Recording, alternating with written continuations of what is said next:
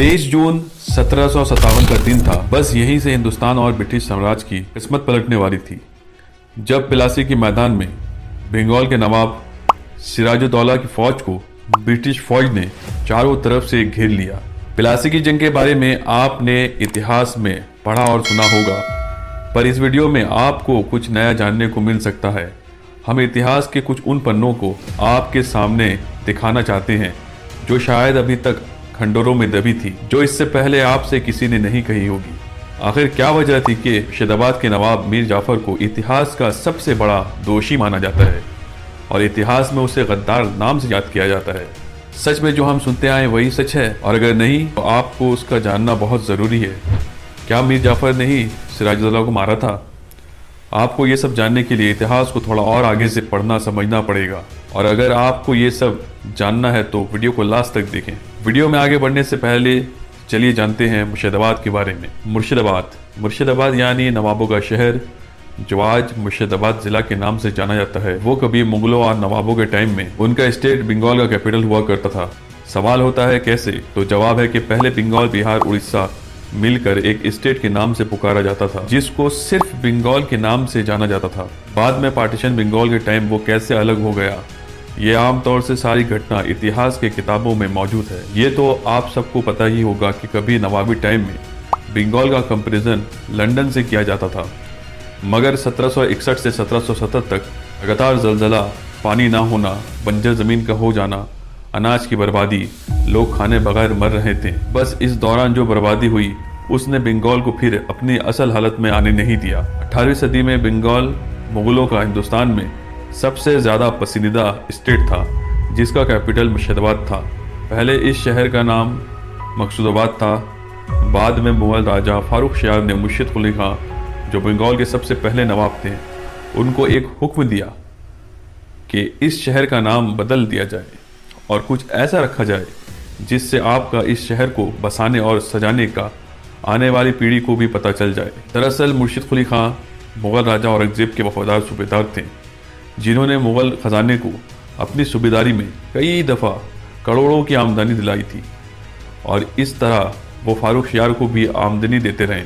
मुर्शिद कुली खां ही थे जिन्होंने बंगाल का कैपिटल ढाका से बदलकर मुर्शिदाबाद कर दिया। तो जब उनके पास नामकरण दोबारा करने का मौका मिला तो उन्होंने इस शहर का नाम बदलकर अपने नाम पर मुर्शिदाबाद रख दिया, और साल 1704 से मकसूदाबाद मुर्शिदाबाद के नाम से इतिहास के पन्नों में दर्ज कर दिया गया, जो आज तक बाकी है। बाद में फिर ब्रिटिश साम्राज्य ने अपने साम्राज्य के लिए साल 1773 में कोलकाता को अपना कैपिटल बना दिया। सूत्रों के मुताबिक ये शहर जब बनाया गया था तब इसकी जनसंख्या 10,800 बताई जाती है, जो अभी अगर 2021 के जनसंख्या के हिसाब से कैलकुलेशन किया जाए और सिर्फ मुर्शिदाबाद डिस्ट्रिक्ट यानी ज़िला की बात की जाए तो आपको हैरानी होगी। अब यहाँ की कुल जनसंख्या 78,85,226 है। इस डिस्ट्रिक्ट की कुल एरिया 5,324 स्क्वायर किलोमीटर है, जहाँ कई जगह म्यूनसिपैलिटी और गांव में पंचायत ऑफिस है। गुजरे हुए बरसों और आज भी मुर्शिदाबाद में नवाबों का कुछ पीढ़ी के नवाब बाकी हैं। अब तक कुल बंगाल में 22 नवाबों का नाम इतिहास के पन्नों में दर्ज है। वीडियो को आगे देखने से पहले और प्लासी की जंग की वजह समझने से पहले आपको उन 22 बंगाल के नवाब और उनका नवाबी की साल भी पहले समझ लेना चाहिए, और उनका थोड़ा इतिहास।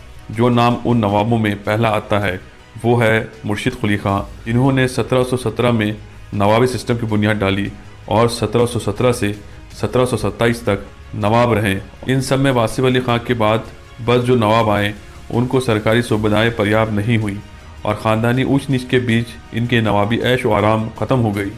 मुर्शिद कुली खां ने अपने नवाबी गद्दी में अपने दामाद सरफराज खान को 1727 में बैठाया। वो सिर्फ 1 साल नवाब रहे। इसके बाद शुजाउद्दीन 11 साल तक नवाब रहे। इस दौरान उनका एक वफादार वजीर अली वर्दी खां थे, मगर जब सरफराज खान ने शुजाउद्दीन को नवाबी गद्दी से हटा दिया तो अली वर्दी खां को अपने मालिक के नवाबी गद्दी से हटना पसंद नहीं आया और उसके दिल में भी लालच आया, जिसकी वजह से अली वर्दी खां ने 1739 में सरफराज खान को मौत के घाट उतार दिया और ख़ुद नवाबी गद्दी में बैठ गया। फिर अली वर्दी खां 17 साल तक बंगाल के नवाब रहे और 1756 में आमीना बेगम जो अलीवर्दी खां की बेटी थी, ये उनकी तीसरी बेटी थी, जिनका दो बेटा, पहला यानी बड़ा बेटा सिराजुद्दौला और दूसरा बेटा यानी अकरमुद्दौला था। 1756 में अलीवर्दी खान ने अपने बाद सिराजुद्दौला को बंगाल का नवाब बनाया। 1757 में सिराज ने नवाबी गद्दी पर बैठने के बाद ये जब देखा कि अंग्रेज व्यापारी किस तरह से बंगाल के बाज़ारों में अपनी मनमानी कर रहे हैं, तो ये सिराज को बिल्कुल पसंद नहीं आया। अब यहाँ से आपको हर एक कड़ी को ध्यान से सुनना समझना पड़ेगा। दरअसल 1717 में मुग़ल बादशाह फारूक शाह ने अंग्रेज़ी ऑफिसर विलियम हैमिल्टन को एक दस्तक दिया था, जिसमें लिखा था कि अंग्रेज़ी व्यापारी इंडिया में कहीं भी इंडिया के प्रोडक्ट को सेल बाय कर सकते हैं, जिसमें कोई भी टैक्स नहीं लगेगा। मगर 1756 में जब सिराजुद्दौला ने देखा कि अंग्रेज़ी व्यापारी बंगाल में आकर यहाँ के लोकल बाज़ारों में अपने देश के सामानों को बिना लगान यानी टैक्स बेचकर अच्छा मुनाफा कमा रहे हैं, जिससे यहाँ के लोकल प्रोडक्ट को नुकसान और नवाबी खजाने में कोई लगान नहीं जा रहा था। बस इसके बाद सिराज ने 16 जून 1756 को कोलकाता पर हमला कर दिया और उस वक्त अंग्रेज़ी गवर्नर जॉन डर्ट ये समझ गया था कि उसका हार निश्चित है, तो वो फौरन अपने घर वालों और कुछ सिपाही को लेकर हुगली नदी में खड़ी अंग्रेज़ी बोट में सवार होकर भाग निकलता है। और उसके बाद 20 जून 1756 को सिराज की सेना फोर्ट विलियम की दीवार तोड़कर अंदर घुस जाती है और वहां मौजूद अंग्रेज़ी फौज को हथियार डालने पर मजबूर कर देती है और वहां पर सिराज का कब्जा हो जाता है। एस.सी. हिल अपनी किताब द बंगाल 1756 टू 1757 में लिखते हैं कि सिराज ने फोर्ट विलियम के बीच में अपना दरबार लगाकर वहां से ऐलान किया था कि कोलकाता का नाम बदलकर अलीनगर कर दिया जाए। मगर अब उस रात एक घटना फोर्ट विलियम के अंदर होती है, जब अंग्रेज़ी फौज के एक अफसर शराब के नशे में सिराज के एक सिपाही से बहस करता है। इसके बाद वो अंग्रेज़ ऑफिसर अपना रिवॉल्वर निकालकर उस सिराज के सिपाही को मार देता है, जहां पर उस सिपाही का घटना में ही मौत हो जाती है। यह खबर जब सिराज तक पहुंचती है तो सिराज ये सुनकर सिपाहियों से कहता है कि अंग्रेज़ फौज किसी मुजरिम को कहाँ रखते थे। तो जब उसको मालूम हुआ कि एक काल कोठरी में, तो उसने बिना सोचे समझे अपने सिपाहियों से कह दिया कि आज रात उन सभी अंग्रेज़ अफसरों और सिपाहियों को उस कोठरी में बंद कर दिया जाए। सिराज इस बात से अनजान था कि वो कोठरी कितनी छोटी है और उस कोठरी का क्या हाल है। दरअसल जिस कोठरी में उन अंग्रेज़ फौज बंद किया गया था और वहाँ पर जून की गर्मी और बिना किसी खिड़की के सांस लेना बहुत मुश्किल था, जहाँ सिर्फ दीवार पे हवा के लिए एक होल बना था, जहाँ से थोड़ी रोशनी आ जाती थी और हवा। अब वहाँ पर एक रात में एक साथ 141 अंग्रेज़ी फौज को बंद करने से जब सुबह कोठरी का गेट खोला गया तो वहाँ 123 अंग्रेज़ी फौज मुर्दा मिले। रात भर कम जगह में बंद और गर्मी से उन लोगों की दम घुटने से मौत हो जाती है और जो बचे वो भी मरने के कगार में थे। सुबह ये घटना देखकर सिराज ने उन लाशों को एक साथ एक गड्ढा खोदकर मिट्टी में दफना देने का हुक्म दिया और इतिहास में ये घटना ब्लैक होल ट्रेजेडी के नाम से याद किया जाता है। ये सब देखकर रॉबर्ट क्लाइव, जो एक माहिर सियासतदान और शातिर दिमाग ब्रिटिश ऑफिसर था, वो बंगाल से दिल्ली जाकर उस टाइम के मुग़ल बादशाह मोहम्मद शाह रंगीला को एक मोटी रकम देकर एक नई दस्तक बनाता है, जिसमें लिखा था कि अंग्रेज़ी व्यापारी हिंदुस्तान के किसी भी कोने में बिना लगान टैक्स के बिजनेस कर सकते हैं।